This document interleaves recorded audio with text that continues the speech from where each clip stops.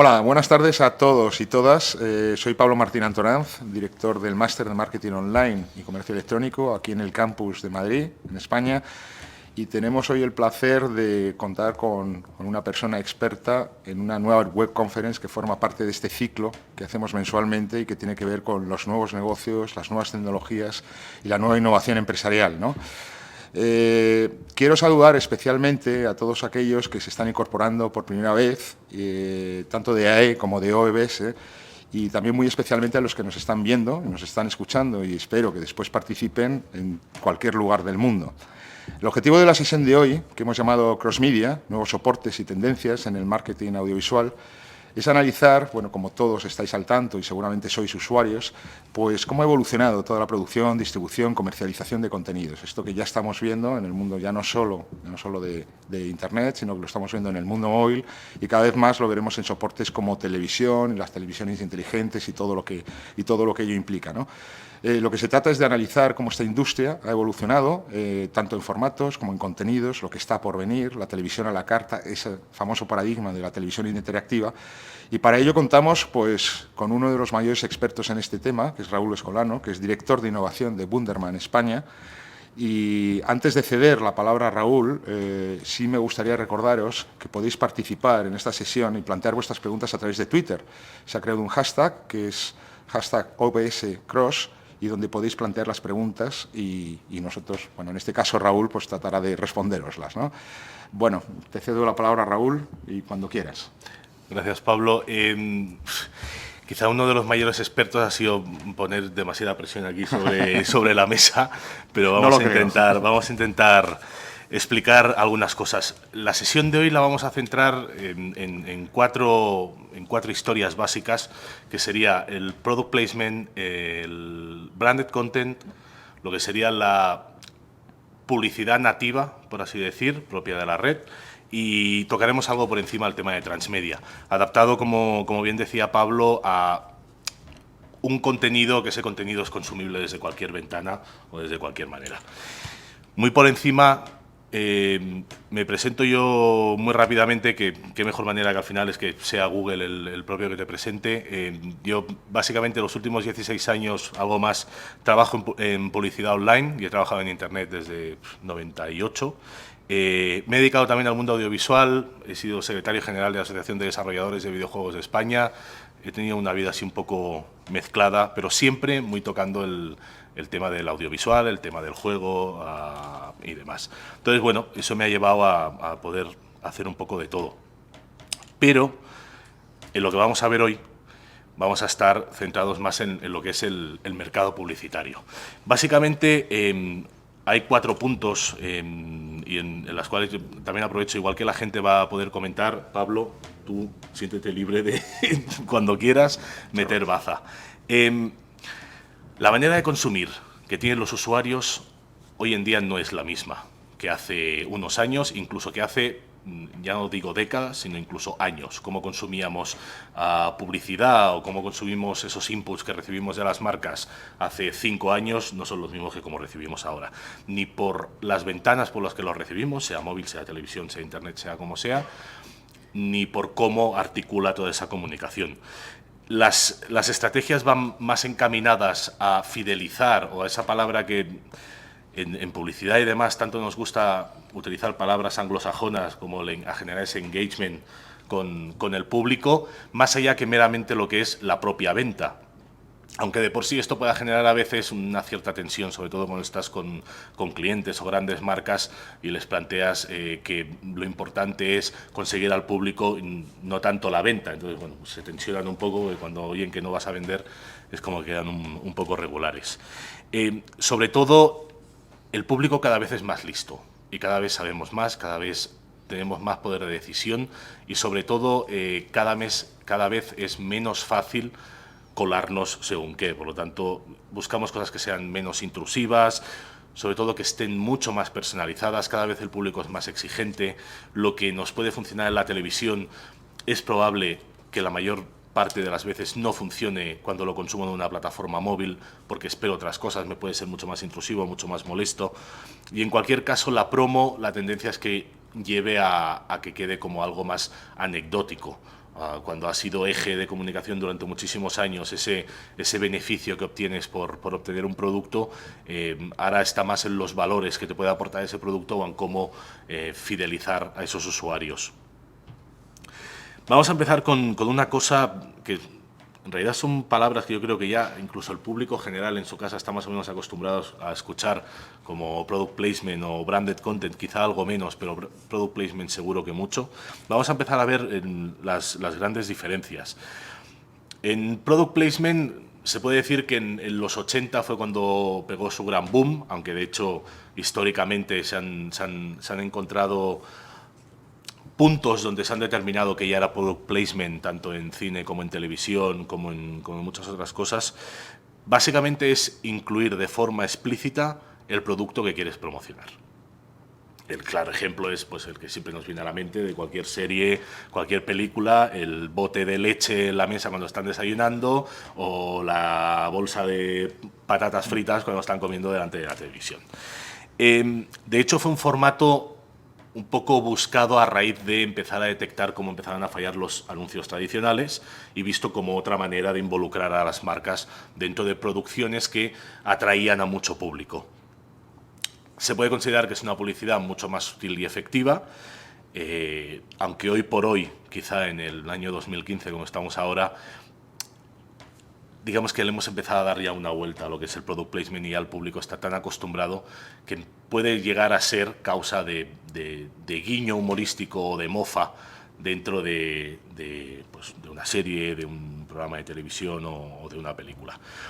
Una de las grandes referencias determinadas como el antes y el después del product placement es en el año 82, el señor Steven Spielberg, con un producto que era los Reese's Pieces, que son como unos M&M's, unas galletitas de chocolate, donde consiguió, a partir de colocarlo en una de sus producciones, un incremento del 80% de las ventas.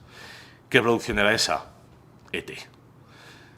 En E.T. Steven Spielberg usó, quizá por la novedad, quizá por exactamente no sabría decir por qué, en exceso, el uso de estos caramelos. Eran los caramelos con los que Elliot atraía a E.T. y lo sacaba, lo arrastraba y demás, pero llegó a ser que si algún día volvéis a ver la película, que genera mucha nostalgia, sobre todo los que empezamos a tener una edad, veréis que en cada X planos, cada pocos planos, aparece una bolsa de este producto o doblada encima de la mesa, o pasa una persona caminando al lado y lleva ese producto, o hay una montañita de chocolatinas en no sé dónde. Entonces, bueno, quizás uso en exceso, pero vendría a ser uno de los grandes puntos diferenciales en el product placement. Hay un vídeo, los vídeos os van a pasar los enlaces, estarán sobreimpresos y demás y están en las redes sociales para que podáis verlos. Vamos a pasarlos por encima, pero son la referencia de lo que vayamos viendo. Uno de los grandes ejemplos de product placement, similar a lo que podría ser el de E.T. O más anecdóticos a nivel nacional, fue el caso de Médico de Familia, esa serie de Telecinco, donde firmaba un acuerdo con Renault para que el coche de Nacho, creo que se llamaba el personaje de Médico de Familia, fuera un Renault Scenic, que fue en el lanzamiento de Renault Scenic. Entonces, por temas de rodaje y de producción no llegó a toda la primera temporada, pero en cambio en los últimos capítulos intentaron un poco compensar y meter mucho ese vehículo. Tanto fue la inclusión que se hizo de ese vehículo en la serie y lo bien que funcionó, que siguió en todas las temporadas y incluso la gente, se explicaba como anécdota, que iban a los concesionarios Renault a pedir, hola, ven, quiero el coche de Nacho. Entonces fue el coche más vendido en el color que salía en Médico de Familia, etcétera, etcétera, pero llevado al extremo, o sea, había escenas enteras que eran dentro del coche. Desde entonces ha llovido mucho, como os decía. El siguiente vídeo, que también os pondrán sobreimpreso y podéis ver, es una recopilación de momentos de product placement en series, principalmente americanas, que en estas cosas suelen ser los más maestros todavía de cómo introducir todo eso, y cómo a día de hoy empezamos a tomarlo incluso como un punto de mofa. De hecho, dentro de este vídeo veréis, hay un fragmento de la serie The Modern Family, que es cuando en 2010 hubo el lanzamiento del iPad. El capítulo que salió justo la semana en que se lanzó el iPad, todo giraba en torno al lanzamiento del iPad. Entonces, cómo cambiaba la vida, o cómo el padre de la familia, que no recuerdo ahora el nombre, decía, me lo estaba intentando chivar, pero no llego a ver cómo me lo chivan, no importa, cómo cuando recibía el iPad decía, bienvenidos al primer día que va a cambiar nuestras vidas. De hecho, y girando en torno a cosas como Modern Family y al Product Placement, el capítulo que creo que es esta semana o la semana que viene, que se emite en Estados Unidos, está 100% grabado con iPhone 6 y con iPad 2, iPad Air 2. Y todo es sobre una pantalla de un MacBook Air, hablando entre ellos y demás. O sea, es llevar a un extremo el tema del Product Placement. Vamos a ver, saltamos al Branded Content. ¿Qué es el Branded Content? Antes de empezar ahí, para situarnos, el Branded Content, identificado como tal, como decíamos antes lo de Spielberg, aquí nos vamos un poquito más atrás. Año 29, se considera que es cuando empezó toda esta historia del Branded Content, por una campaña encargada por los productores de vegetales de Estados Unidos, a los cuales contrataron un viñetista, este tipo que veis en pantalla, que tiene el nombre imposible de pronunciar, para que publicara una tira en The New York Times. El éxito fue tal que eso saltó a radio, a cine y finalmente a una serie de televisión. ¿Qué era? Lo veréis en el vídeo que tenéis siguiente, pero era Popeye. Popeye es uno de los primeros branded contents, o considerados como tal, que giraba en torno a un producto o a una marca que se creaba una historia. Al final es otra de estas palabras que tanto usamos últimamente, como es el storytelling, que le des a una creatividad aplicada a un producto. Lo vemos ahora más adelante. El branded content básicamente es hacer una estrategia del contenido basada en la experiencia que puede aportar al usuario. ¿Eso qué quiere decir? En product placement básicamente estamos viendo el producto explícitamente. En el branded content, digamos que lo que estamos consumiendo gira en torno a esas ventajas, virtudes o características que queremos destacar de ese producto. Busca más el entretenimiento y, como veíamos antes, más la fidelización o el engagement con el usuario o con la marca, el love mark, que muchas veces también nombramos, que la venta pura y dura. La venta es no voy a decir un daño colateral, que ya lo he dicho, pero vendría a ser como un derivado. Genera mucho más engagement porque engancha, gusta más a los usuarios, y más fidelización porque al final te genera una empatía con la marca y con el contenido que estás viendo ahí. Os he traído varios ejemplos que nuevamente el vídeo lo tendréis en el link sobre impreso, que lo podéis ver. No es que sean de los más nuevos, pero sí yo creo, o al menos para mí son de los más relevantes o de los que más me gustan. En el caso de Volvo, o de los mejores ejecutados. Volvo hicieron una acción de branded content principalmente para el mercado americano, fue con el lanzamiento del V50, donde crearon un corto, una pequeña peliculilla que se llamaba The Road. Para esta película contaron con Robert Downey Jr., también conocido como Iron Man, y la dirigió Stephen Frears, que es, si no recuerdo mal, el de Las Amistades Peligrosas y alguna otra película.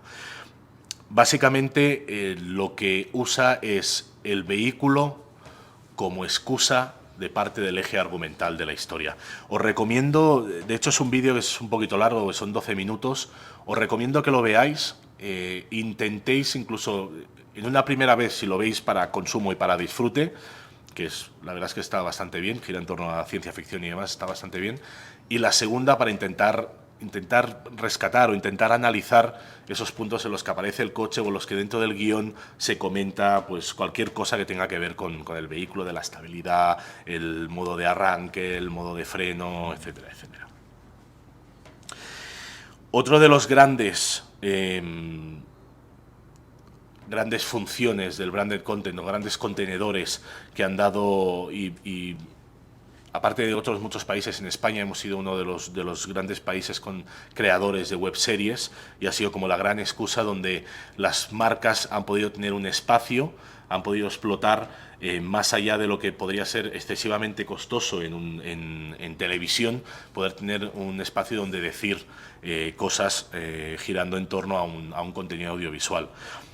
Básicamente, al igual que lo que sería una producción como la que comentábamos antes de Volvo, en este caso es planteada a formato de serie televisiva, con temporadas, con diferentes capítulos, con una trama argumental que puede seguir, sean autoconclusivos o sea una trama de temporada o de serie completa, pero donde uno de los pilares más importantes es cómo la marca o cómo el guión que ha generado ese producto está muy adaptado al target específico donde va esa comunicación. Entonces es muy importante tanto saber cómo hablan, saber la música que escuchan, qué dicen, a qué bares van, qué consumen, los gustos específicos que se comentan en ese target concreto o donde gira ese target concreto para poder adaptar todo el contenido. De aquí os he traído dos, quizá un poco en extremo y con targets muy diferentes y con producciones muy diferentes, pero creo que son unos muy buenos ejemplos de lo que es la webserie. Una de ellas es Farmed and Dangerous, que es creada por el Chipotle Mexican Grill, que es una cadena americana ahora lo tengo aquí apuntado y no lo sé decir, de comida, de tortitas y de comida mexicana a la brasa y demás. En este caso es protagonizada por Ray Wise, y aquí es casi más una serie del canal Sci-Fi de ciencia ficción, donde todo gira en torno al origen de la comida que comemos, cómo surge y demás, cómo se cuidan esos animales que ingerimos, un poco en esa historia, pero sobre todo destacando los valores, en este caso de la cadena americana, de cómo cuidan a sus animales, el tipo de producto que consumes, etcétera, etcétera. Os la recomiendo porque es espectacular para ver. Y una nacional, he destacado, hay miles. De hecho, yo tengo la suerte o la desgracia de ser uno de los pioneros en el mundo de las webseries en 2004 con un producto que creamos cuando yo monté una empresa hace unos años, se llamaba Nicodemo, y creamos un producto que se llama Calico Electrónico. Y quizá fuimos unos de los primeros que empezamos a investigar en todo este mundo de las webseries sin saber exactamente qué narices estábamos haciendo, pero creando un poco la estela y marcando un poco los pilares aquí a nivel nacional. En este caso, os he traído el de Por qué esperar. Es una producción un poco joint venture entre la marca de snacks Risi, que son los famosos risquetos y demás, y el portal y entorno de música que es Pop-Up Music. En este caso si no eres el target, te puede generar un cierto sarpullido ver este vídeo porque es como muy denso. Está protagonizado por Lucía Gil y Abraham Mateo, entonces tienes que estar como muy encajado en ese público, pero realmente funciona perfecto, o sea, funcionó perfecto, han estado varias temporadas, se ha conseguido, no voy a decir rentabilizar porque es muy complicado en tema de webseries y demás poder rentabilizar, pero sí sacarle un valor y poder, yo creo que las marcas estar contentas con el resultado final del producto. Tenéis el vídeo también, os lo pasarán en pantalla para que podáis verlo. Para destacar básicamente como 3 puntos del branded content, del product placement y grandes diferencias. En el enfoque, como veíamos y como resumimos, product placement es presencia de producto, como decíamos antes, mientras que el branded content es el producto puede y debe principalmente ser el eje principal de la trama. Insisto, que veáis el vídeo del V50 porque lo vais a entender perfectamente y vais a ver la diferencia entre una cosa y otra. El tema de control, en el branded content, el anunciante, por así decir, tiene mucho más control porque realmente sí se les involucra mucho más en la creación de esa idea, de esa trama, de ese guión, de cómo se van a destacar esas virtudes o ventajas del producto. En el product placement suele ser más complicado, aunque también se adapte en guión, pero al no girar todo en torno al producto y ser, si me permitís la licencia, a trecho de lo que esté pasando, se puede jugar mucho más con ello.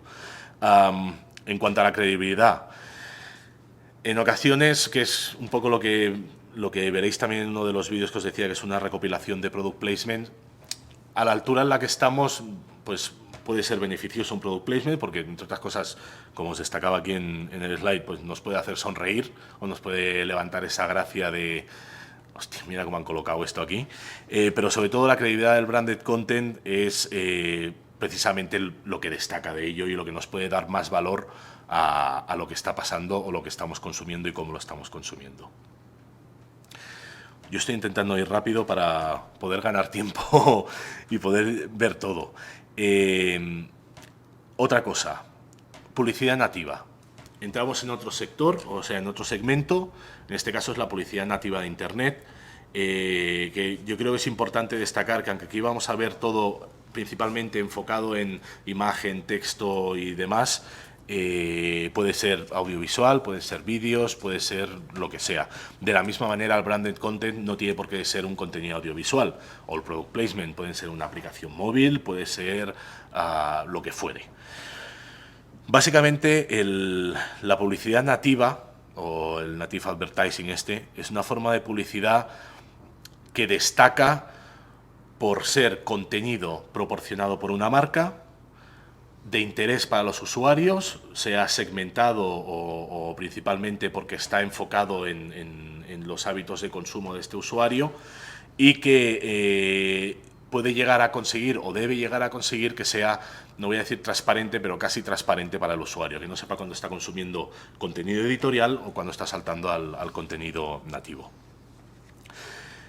Básicamente es, como os he adelantado, deja de ser intrusiva porque es a elección del usuario y entonces pasa a ser parte de la experiencia del consumo que está haciendo de ese soporte el usuario.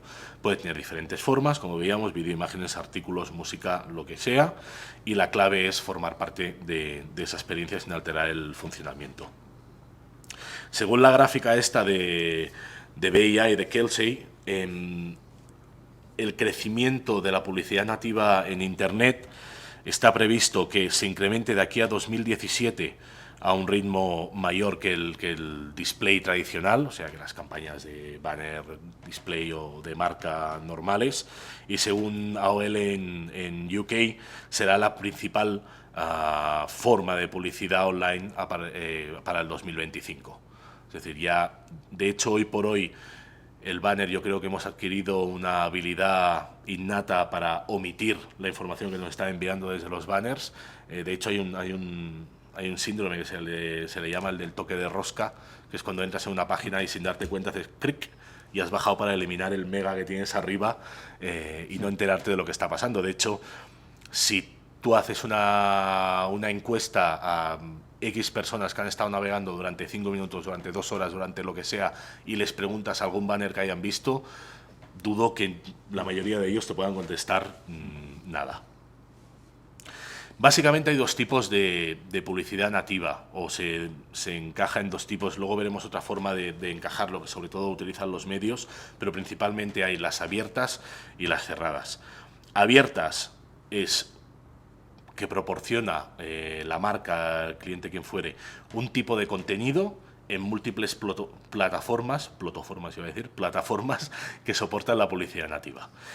Ejemplos son, hay sistemas, de hecho, si usáis o habéis usado alguna vez para redes sociales cosas como HotSuite o demás, donde puedes gestionar varias cuentas de diferentes redes sociales y de una vez publicar en todas ellas, son sistemas similares, donde tú generas un contenido editorial, de imagen de cualquier tipo, y puedes publicar en diferentes espacios a partir de un target que definas o de un perfil de usuario. Evidentemente, previo pago. Las cerradas, que quizás son las que estamos más acostumbrados, aunque de hecho, y luego lo veréis, las otras estamos muy acostumbrados, pero quizás no somos conscientes que las estamos consumiendo, son el contenido que crean en perfiles de algunas de estas redes, de redes sociales, como pues, las más famosas Twitter, Facebook y demás, que serían los famosos contenidos relacionados, contenidos patrocinados o tweets destacados o tweets sponsorizados. Otra manera de encajarlas, y aquí vamos a ver los ejemplos para que os situéis del todo, son, sinceramente a mí esta manera de clasificarlas me marea un poco, pero se usa, entonces yo creo que es importante conocerla. Serían publicidad nativa de tipo turista, residente o ciudadana, que serían las abiertas, las que hemos visto de publicar en cualquier soporte, o las verdaderamente nativas, que serían las de redes sociales. La evolución, de hecho, y la clasificación vendría desde el banner clásico las siguientes, que serían las más similares al banner tradicional, serían las turistas, las más alejadas y más similares a la publicidad nativa, residentes, ciudadanos y las propiamente nativas. Las nativas, las turistas, aquí hay un ejemplo y con directamente la cita que usa la gente de Paid Content, básicamente están más cercanos, como os decía antes, a los banners estándar que a los anuncios verdaderamente nativos. Son super banners, pero que se diferencian de la publicidad nativa tradicional en que son polifacéticos. Lo que veíamos antes puede ser texto, puede ser imagen, puede ser vídeo, y de hecho en el ejemplo que tenéis aquí sería esta banda a la derecha de la imagen, a la derecha de la web de Atlantic, que aunque directamente nos está diciendo que esta zona de la web está patrocinada por IBM, nosotros como usuarios nos puede ser bastante transparente en cuanto a que sea otro tipo de contenido y que de forma más anecdótica la parte de arriba de IBM como un banner o un botón que hay en la página. Las de tipo residentes son las que van un poquito más allá, por así decir, porque integran de una manera más completa las páginas web e imitan de alguna manera los contenidos que éstas ofrecen a sus usuarios. De hecho, viendo esto, seguramente más de uno estamos diciendo, pues sí, yo alguna vez esto lo he visto y le he dado. Incluso la página donde me ha llevado no he sabido diferenciar si es contenido editorial o es contenido patrocinado. Las siguientes, que para mí, yo en todas estas, la verdad es que me parecen bastante similares, vendría a ser el contenido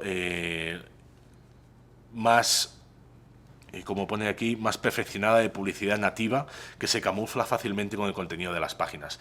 De hecho, si saltamos a la siguiente slide, que aquí lo veis, es cuando tenemos este tipo de contenido tan destacado, normalmente suelen estar identificadas con un contenido patrocinado o la marca. De hecho, en este ejemplo que veis aquí, es cuando haces clic en lo de gravity.com de arriba, te sale una ventanita de este contenido puede ser patrocinado, puede ser pagado por marcas, etcétera, etcétera.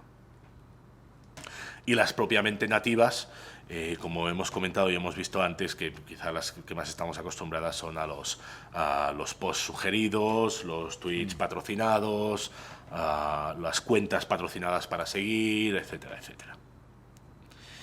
Aquí tenéis un vídeo que me parece maravilloso, cómo la gente de Twitter explican estos tweets patrocinados, en este caso para small business, pero que yo creo que explica de una manera muy gráfica cómo funcionan y cómo ellos en su plataforma los identifican. Básicamente, la gran pregunta que se hace todo el mundo, ¿funciona? Aquí seguramente Pablo también nos puede ayudar en todas estas cosas de redes sociales y demás. Hay soportes que aseguran que sí, hay soportes que aseguran que no, hay clientes que sí, hay clientes que no.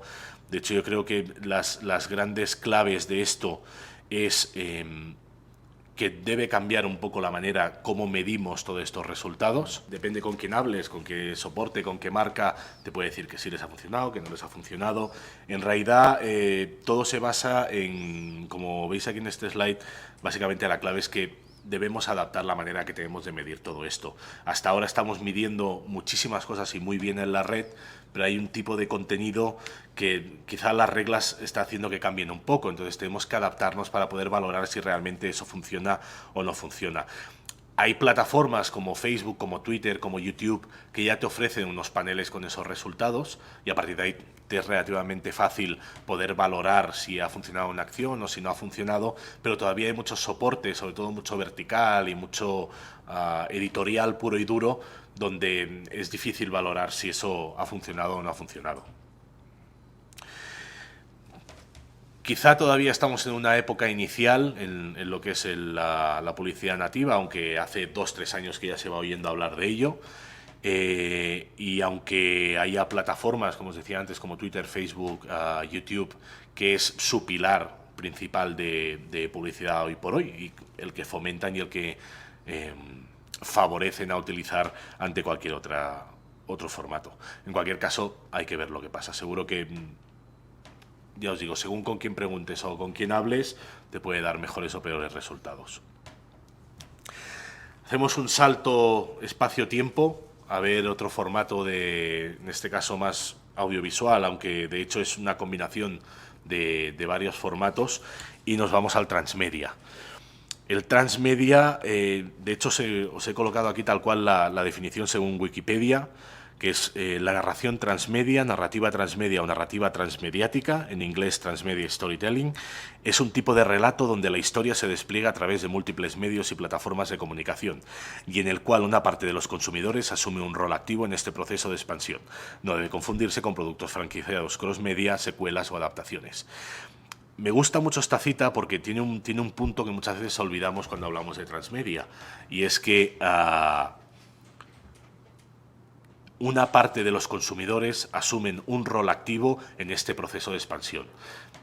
Es lo más importante dentro del transmedia. El transmedia, para que un producto lo podamos llamar transmedia, al final se define a partir de una idea, de un concepto, un storytelling, cómo vamos a contar eso, un producto que gira en torno a una creatividad, cómo esa creatividad la bajamos a en qué diferentes espacios o diferentes productos lo vamos a hacer, y a partir de ahí sobre qué tecnologías. Entonces, bueno, es un esquema un poco que va de arriba a abajo para acabar en productos que crucen y que vayan más allá de meramente una producción audiovisual, en este caso como estamos hablando.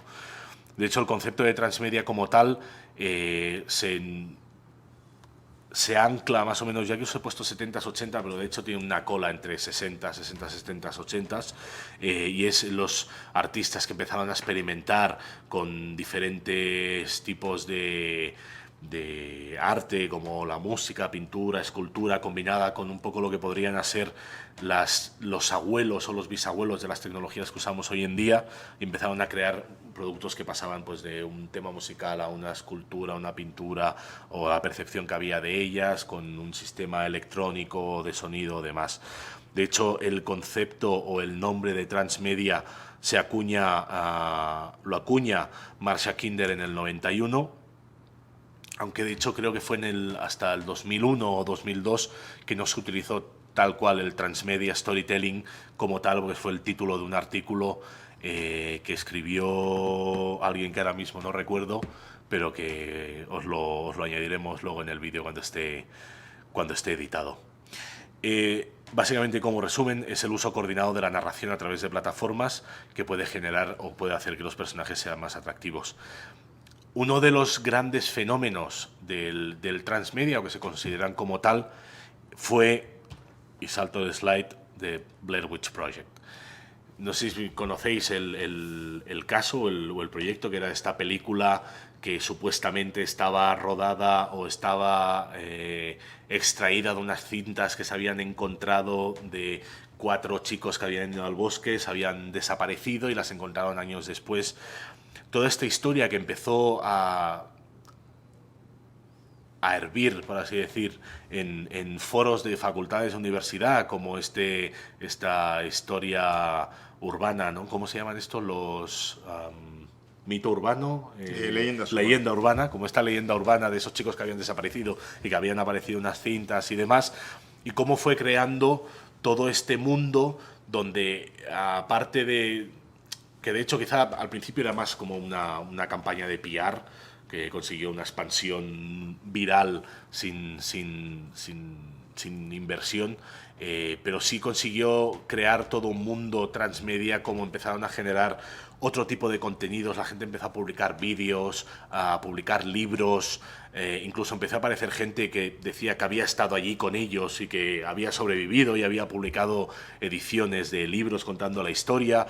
Y cómo también en la propia historia de la película se supo lo que había pasado de estas 4 personas, que había 2 directores, que estos 2 directores les dieron una cámara a cada uno, les dieron unos papeles con 35 fotogramas de cada uno lo que tenía que rodar en esas 6 noches que estuvieron en ese bosque, y cómo consiguió transmitir a la gente esa realidad y esa crueldad de esos chicos que estaban allí, que realmente es que parece verdad. La gente lo veía y decía, es que tiene que ser verdad porque lloran mogollón y lo sienten mogollón, y era como esos directores que estaban fuera de cámara se dedicaban a por las noches a asustar a estos actores de verdad y acojonarlos, que conseguían llorar y transmitían esa fidelidad y esa realidad a la imagen, ¿no? Entonces, un poco como la historia de Blair Witch Project creó todo este mundo a raíz de lo que podemos denominar una narrativa transmedia. Quizá más reciente, aunque todavía no reciente del todo, porque ya tiene unos añitos, sería el caso de Defiance. Defiance es una serie de sci-fi que de hecho es la primera coproducción que ha habido entre un canal de televisión, como es Sci-Fi, y un estudio desarrollador de videojuegos, donde han producido una serie para televisión y han creado un mundo virtual persistente, como vendría a ser un World of Warcraft o cualquier cosa de este tipo. Entonces, tú puedes consumir la serie, puedes estar con un personaje en ese mundo persistente, en las mismas calles, en el mismo pueblo, interactuando con los mismos personajes que hay en la serie, completando historias que ves en la serie, ampliando esas historias en el juego, incluso apareciendo tu personaje como parte de los personajes que aparecen en la serie de televisión, y creando un mundo a partir de ahí, pues no solo del videojuego, sino de cómics, de libros y de un montón de contenido que gira en torno a la historia esta futurista de Defiance.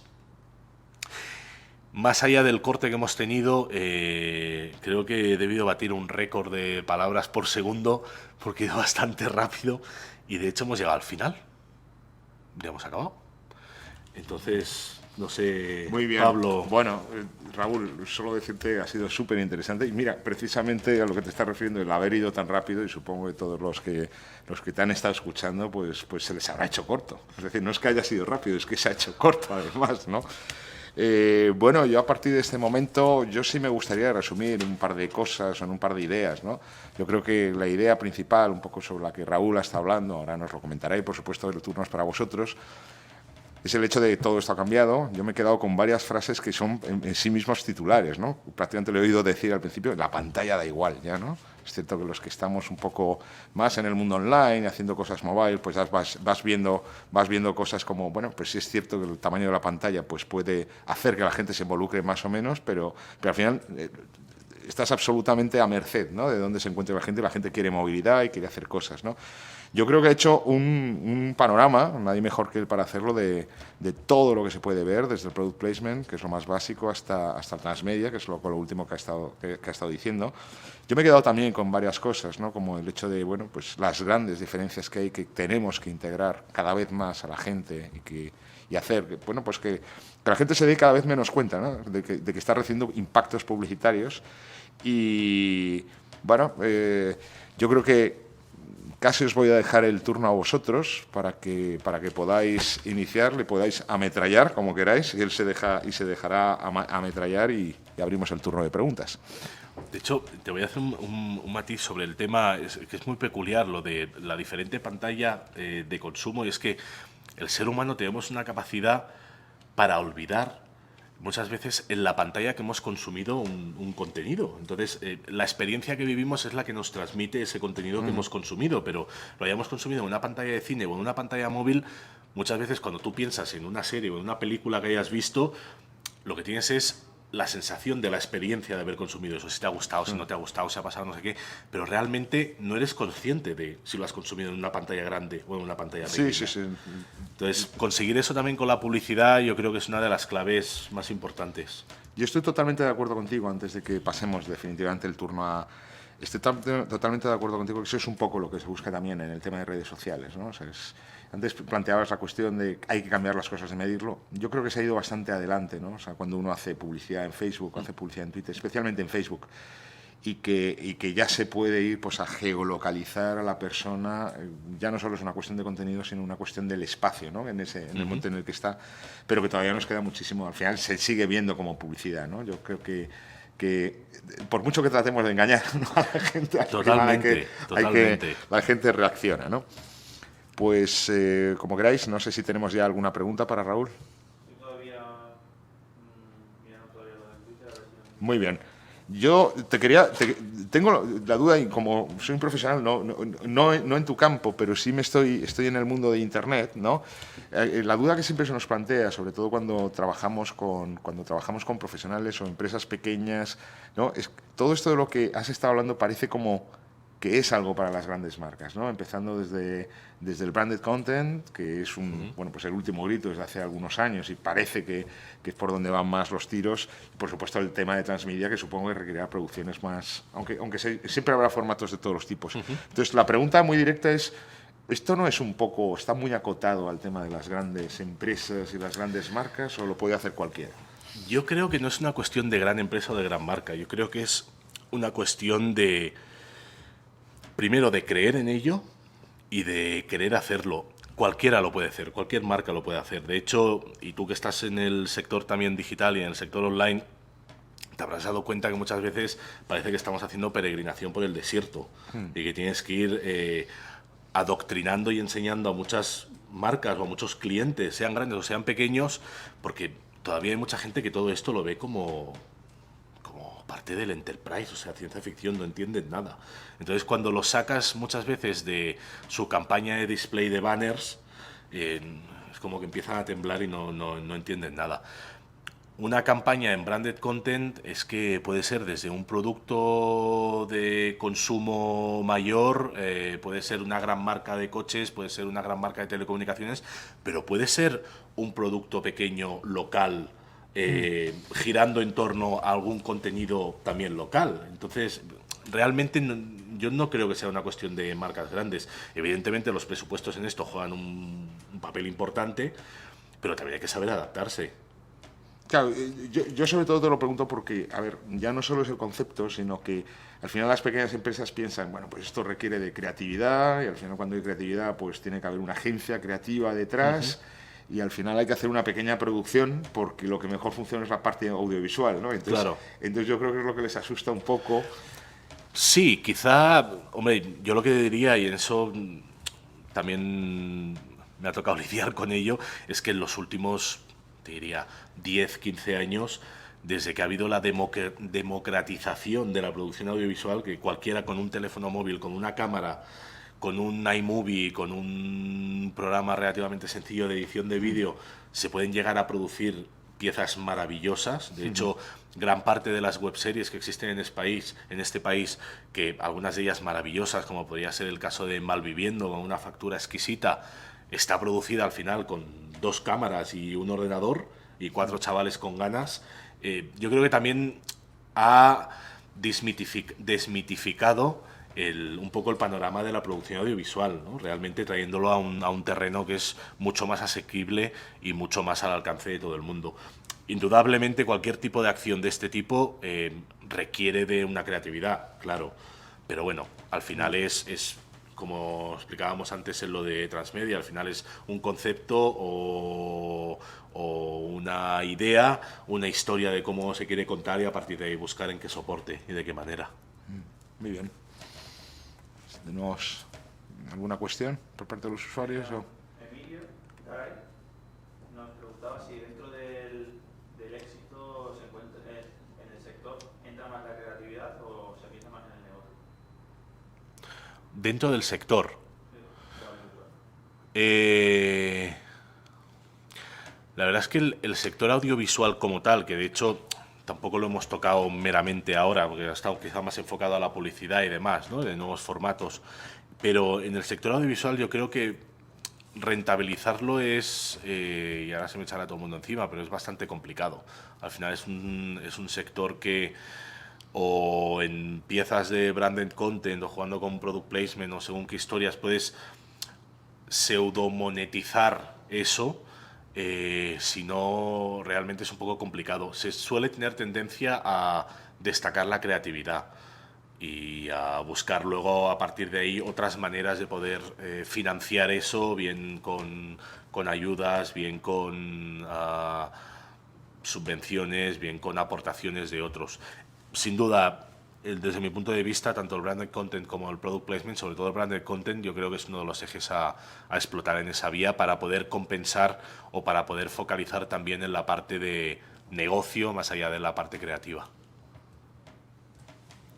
Muy bien. Ay. Bueno, como hemos tenido también ese corte técnico, Claro. ¿no? Bueno, yo en cualquier caso, digo, yo vuelvo a insistir, me parece todo tan... Además me suena todo tan familiar, y digo familiar, Raúl, entiéndeme bien, ya no solo porque estamos en un sector que a lo mejor estamos un poco de manera colateral, sino que ha sacado muchos casos que bueno, o yo soy muy mayor y lo he vivido todo, o he estado desde hace mucho tiempo en el sector, ¿no? Lo segundo. El caso de Cálico Electrónico, por supuesto, como cuando has estado hablando de todas las campañas, incluso de ET, ¿no? Yo me acuerdo perfectamente no voy a decir de Popeye, ¿no? Y de todo esto, pero... Bueno, todavía hoy por hoy lo he visto de pequeño. Además, me ha traído a la memoria, ¿no? Yo tengo un hermano que es guionista, está en Globo Media, y he tenido la ocasión de intercambiar y ver un poco cómo trabajan los guiones, ¿no? Desde televisión.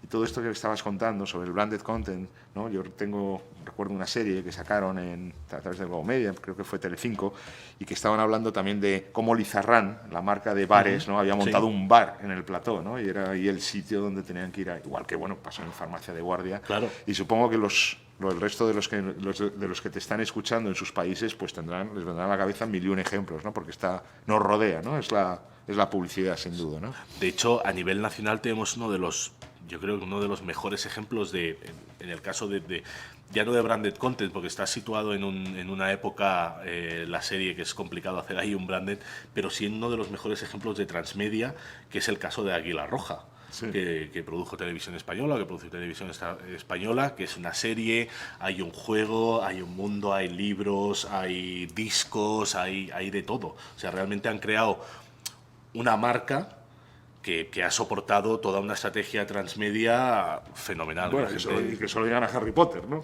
Claro, exactamente. La escritora es multimillonaria casi más que por las películas, por todo lo que ha generado, ¿no? Exactamente. Bueno, son ejemplos perfectamente válidos, ¿no? Y universales, y que desde cualquier país que nos estén viendo, que nos estén escuchando, pues sería así. Yo me he quedado también con una duda antes, y es sobre todo más en el lado del branded content, ¿no? Que es, igual que te hacía la pregunta sobre el tema de las pequeñas empresas, es decir, ¿tú crees que, con esta evolución tecnológica y de formatos y de contenidos, ¿tú crees que al final, y me lo llevo al terreno de la pequeña empresa, están obligadas a hacer esto? Es decir, por ejemplo, la publicidad tradicional, antes hablabas de la publicidad display en Internet, ¿no? Que ha evolucionado también a técnicas un poco más sofisticadas de seguimiento, pero al final, con independencia de su coste, ¿están las empresas, incluso las pequeñas empresas, a que el que no haga algo de esto se queda fuera o tiene menos posibilidades de competir? Yo sinceramente creo, yo también debo reconocer que yo soy un aférrimo defensor de las nuevas tecnologías y sobre todo del mundo online, pero yo realmente creo que estamos empezando a vivir ya el momento de, si no estás en la red no existes. Entonces cada vez más hay un consumo, evidentemente por un perfil de público concreto, que cada vez es más amplio, porque cada vez más este público de chavales que han nacido nativos digitales cada vez va creciendo más. Y de hecho empiezan a tener familia y ya son gente que están absolutamente acostumbradas a necesito cualquier cosa y lo primero que hago es cojo el móvil y abro Google para buscarlo. Entonces si no aparece ahí, no está. Entonces yo creo que una de las cosas es... No, es que estaba haciendo el paralelismo cuando estabas diciendo lo de Google. Yo es que tengo una hija en edad adolescente y más que Google abren YouTube. Entonces tiene mucho que ver con todo lo que estás contando. Claro, ¿no? De hecho, o sea, cuánta gente hay que de repente, o sea, igual no nos damos cuenta o igual nosotros mismos consumimos de esa manera, pero cuánta gente hay que está aprendiendo a coser y es con vídeos de YouTube, o a cocinar, o a planchar. Exactamente, que me están chivando por ahí, o hacer cualquier cosa. Es que al final lo que te entra por los ojos y si encima lo consumes en un modo audiovisual es 1000 veces mejor que otra cosa. De hecho, hay otra tendencia que yo creo que es más allá de lo que comentábamos, de si no estás en la red no existes, que yo creo que es el futuro de todo esto, que al final lo he tocado antes por encima, muy, muy, muy por encima, que es el tema de la personalización y de la customización adaptada al usuario, tanto a hábitos, a consumos, a naturaleza y demás. Hay plataformas como un Amazon, por ejemplo, que tienen un sistema tanto de predicción como de traqueo del usuario que son maravillosos, tanto en los recomendados como en yo he dejado algo en la cesta y días después me dicen, oye, que para completar esto solo haz clic aquí, que la gente que ha comprado esto, no sé qué, la gente que ha comprado... Hoy por hoy estamos viviendo un momento en el que están saliendo 1000 plataformas, 1000 sistemas de marketing en tiempo real donde permiten o nos permiten seguir o traquear a los usuarios tanto de forma anónima como de forma logada una vez tenemos algún dato suyo y poder tanto predecir como ofrecerles exactamente lo que estás buscando. Sin De duda. hecho, los mails o las cartas estas típicas de estimado usuario se van directamente a la papelera. O sea, yo quiero que me llamen por mi nombre y que me envíen cosas que a mí me interesan. Es que si no, no me interesa para nada. Bueno, un ejemplo perfecto sería, bueno, pues una escuela de negocios como esta, ¿no? El hecho de poder conocer tanto al usuario interesado en sus productos, ¿no? En sus servicios, que pudieran hasta personalizar la publicidad del programa, ¿no? Que intentan, Claro. para el cual han demostrado interés y pueden llegar a matricularles. La última cuestión, yo no sé, digo, por mi parte, de verdad se me acaban las preguntas, todo porque me ha quedado muy claro, ¿no? Yo hay una duda que a lo mejor nos salimos un poco del tema, Raúl, y de verdad que, sobre todo yo tuve hace unos años un cliente que hacíamos algunas cosas, era EDETI, que era la Asociación Española de Empresas Audiovisuales, y tuve ocasión de... Organizamos los eventos, ¿no? Donde se encontraban. Y ahí empezaron las discusiones, estoy hablando del 2010-2011, sobre el famoso mito de la televisión interactiva, ¿no? Aquí hemos estado hablando un poco de... Claro, al final uno lo que se encuentra es, hay cosas en Internet, hay televisión a la carta, hay, por supuesto, hay música a la carta, hay gente que tuitea en los programas de televisión, pero al final este concepto que ahí se hablaba como, no, la televisión interactiva es algo mucho más potente que todo eso, que es no solo el que la gente interactúe con el medio, sino que sea capaz de participar en la gestión de los contenidos, ¿no? Yo, ahora hacemos un poco momento abuelo cebolleta, pero vamos, yo recuerdo en el año 2000-2001, cuando salió una plataforma que se llamaba Quiero TV, Sí. que de hecho en España fuimos el único país que llegó a tener 3 plataformas digitales funcionando. Teníamos Vía Digital, Canal Satélite y Quiero TV, de las cuales al final se han quedado en poco más que nada. Y recuerdo que cuando salió Quiero TV, que tenían el tema de la televisión interactiva o anunciaba la televisión interactiva, yo recuerdo sesiones en la agencia que estábamos preparando cosas para clientes y demás, que eran, no, es que esto con el mando, tú estarás viendo a Matías Prats dando las noticias y dirás, me gusta su corbata, y harás clic y te la comprarás.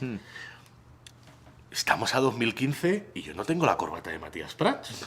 Entonces, y es que si la pero quiero... Matías Prats sigue estando ahí. Pero Matías Prats sigue estando, pero es que si quiero es muy complicado. Entonces, ha habido pseudo-inventos como el armario de la tele, que luego era todo lo que ha salido de este programa lo puedes comprar tal. Realmente yo creo que eso quedó un poco difuminado, se vendió mucho humo. Fue como en la época en la que empezaron a aparecer los teléfonos con WAP, con tecnología WAP, que era como, o sea, ya después de esto ya lo tenemos todo hecho. Y eso lo ves ahora y es de risa. Yo creo que eso ha sido los bisabuelos o la prueba con gaseosa de lo que hoy por hoy podemos llamar el second screen. O sea, la experiencia con doble pantalla, que es lo que tú comentabas, que estoy viendo un programa en televisión, estoy tuiteando, estoy generando contenido que puede salir o en formato Chiron o puede variar no sé, esa conversación que están teniendo los tertulianos o estoy pudiendo elegir, pues ha pasado en algunos casos, creo recordar que era en HBO, en Estados Unidos, que hubo una serie que no recordaré, tengo una memoria fatal, pero en la cual hubo un capítulo especial un poco enfocado en el tema de la segunda pantalla, y era en que los usuarios en cada corte publicitario quedaban en un momento álgido de la historia y vía Twitter, vía Facebook, podían elegir o podían determinar cómo continuaba la historia después del corte publicitario. Entonces, realmente ahí estás implicando al usuario en que esté. Estás generando contenido generado por usuario, que es lo que te aporta valor. De hecho, si tú puedes conseguir que ese contenido generado por usuario esté pivotado o articulado en torno a una marca, a un producto o a un algo, es que lo tienes hecho, porque al final, ¿qué mejor prescriptor hay que un usuario contento? Claro, es que esa es la conexión, ¿no? Que es donde realmente la experiencia de marca y la experiencia del usuario se encuentran y... Totalmente. Yo creo que el fin es un poco lo que estamos empezando a vivir ahora de, insisto, la doble pantalla, o sea, cómo la gente... Hay gente quizá cuando hablas con ellos que son excesivamente románticos o que viven en otro momento que es como, ya, pero es que ahora estamos delante de la televisión y yo estoy con mi mujer, con mi familia y tal, y es que no hablamos, porque estamos todos tuiteando y viendo y a lo no sé mejor qué. entre ellos. Claro, y mi hija viendo vídeos y el otro no sé qué y tal, y la otra viendo vídeos de costura y yo... Entonces, bueno, sí, yo creo que es que estamos en otro momento, no creo que sea... No hay que llevarlo al extremo de es que vamos a acabar solos porque estamos ahí cerrados. No, simplemente estamos viviendo un momento, los momentos sociales han quedado para otras cosas y de hecho el momento social también es el que yo pueda estar hablando con otra gente que esté conmigo en la sala o que esté a 10.000 kilómetros de distancia, ¿no? Pero realmente la experiencia buena es la de poder convivir con esas dos pantallas. Muy bien. A mí me gustaría hacer una pregunta particular. Venga. Si, por ejemplo, soy un emprendedor cross-media, ¿Sí? en España, ¿en qué nivel estamos comparados con Europa o Estados Unidos? ¿En España realmente tenemos una buena plataforma para despegar o comparado con otros países estamos todavía un poquito atrasados? Mira, yo me atrevería a decir, y ahora tachando para que a partir de ahora todo el mundo me tire cosas por la calle y me escupa y esas cosas, yo me atrevería a decir que en este país somos bastante lastimosos. Lastimosos quiere decir que nosotros siempre nos vemos como, "Joder, es que mira lo que hacen los americanos, es que mira lo que hacen los no sé qué". Y aquí tenemos una calidad increíble, o sea, increíble. De hecho, por saltar un poco de esto, pero volver a un terreno que también conozco más o menos bien, que es el de los videojuegos, España es, si no no es el primero, de hecho, creo que está el tercero o el cuarto ahora de Europa como productor, pero de videojuegos, pero o sea, generamos una calidad que producimos para Japón, producimos para Estados Unidos, producimos para muchos distribuidores que al final son los que se embolsan el dinero, pero los estudios y la creatividad están en España. ¿Qué pasa? Que me atrevería a decir que más del 80% de lo que producimos aquí no lo consumimos. O sea, se va todo fuera. Hay otro ejemplo en el mundo del audiovisual, además que también lo tuve más o menos cerca porque conozco a la gente que estuvo involucrada en ella, a Guillermo García, a David Cantoy y demás, que fue el caso de Pocoyo, cuando se creó Pocoyo, que es un producto nacional y que se produjo desde aquí, desde España, desde Madrid. España fue el país 85 en comprarlo. O sea, lo tuvo que comprar BBC, que fue la primera que apostó, vinieron otras, vinieron tal, he dicho 85 como podría haber dicho 50, pero vamos, que no fue el primero ni de lejos.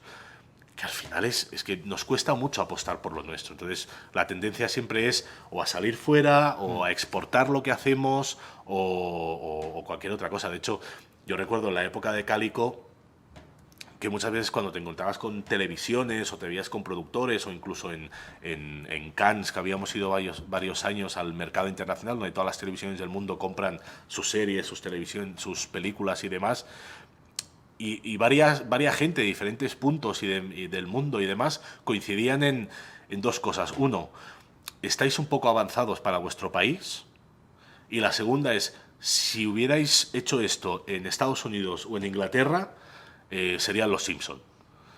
Pero aquí nos quedamos aquí.